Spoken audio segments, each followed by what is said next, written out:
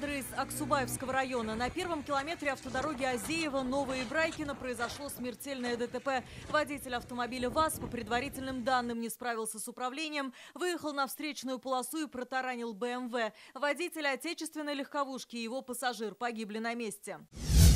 Чистопольский район, трасса Казань-Оренбург. Здесь «Тойота» выскочила навстречку. Столкнулись сразу 3 автомобиля. Пассажир «Тойоты» скончался в больнице.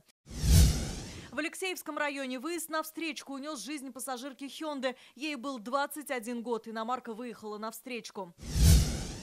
В Мензелинском районе на трассе М7 «Волга» женщина-водитель тоже выехала на встречную полосу и совершила столкновение с автобусом. Сама погибла на месте. Не выбрала безопасную скорость, не справилась с управлением, выехала на встречную полосу и совершила столкновение с автобусом ПАЗ. Скорость и выезд на встречку при плохой видимости – основные причины трагедий. Республика сегодня оказалась во власти атлантического циклона. С потеплением Татарстана и наших соседей накрыл сильнейший снегопад. Только за прошедшие сутки высота снежного покрова достигла 10 сантиметров, говорят синоптики. Сложнее всего в такую погоду, конечно, водителям. Вот посмотрите, на дороге снежная каша, под ней лед, тормозной путь, автомобилей увеличивается, а значит и риск аварий тоже. Кадрами аварий на трассах из-за пурги с раннего утра делились татарстанцы в соцсетях. На трассе М5 в сторону Набережных Челнов видимость всего несколько метров.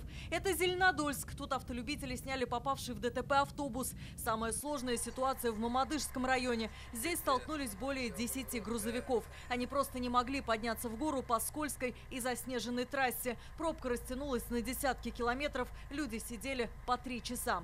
По их словам, до места аварии не могли добраться даже сотрудники ГИБДД. Казанцы утром тоже застряли в 9-бальных пробках. Из-за снега нельзя было увидеть ни соседние автомобили, ни светофоры. Заносы есть и неадекватные водители. То есть ездить можно, но аккуратно. Каша, под кашей лед.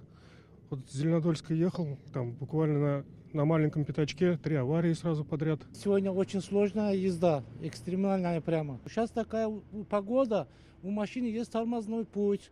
Надо остановиться, убедиться, что все остановились, потом дорогу переходите. В такой буран дорожные службы работают в усиленном режиме. В Казани это 500 единиц техники и 700 рабочих. Ночью выйдет 350 снегоуборочных машин.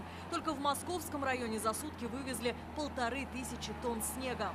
Это примерно 200 рейсов. Сегодня на уборке улично-дорожной сети Кировского Московского района было задействовано 82 единицы техники, 200 рабочих днем и ночью в круглосуточном режиме. Однако в Казани за снегом техника пока не успевает. Посмотрите, остановка не чищена, ступеньки и подземный переход не чищены.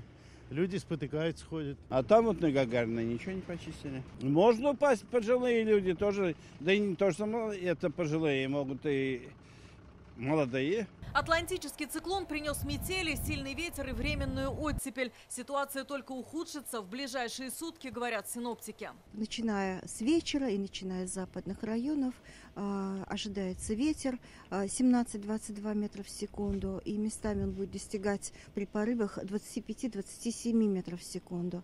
Значит, опять же, начиная с западных районов будут отмечаться метели с ухудшением видимости до 500 метров и менее, сильный снег, снежные заносы на дорогах. Так, если вот среда и четверг у нас прогнозируется с такой температурной аномалией теплой, то в четверг будет проходить холодный атмосферный фронт, и столбики термометра поползут вниз. Таким образом, будет такое кратковременное понижение температуры.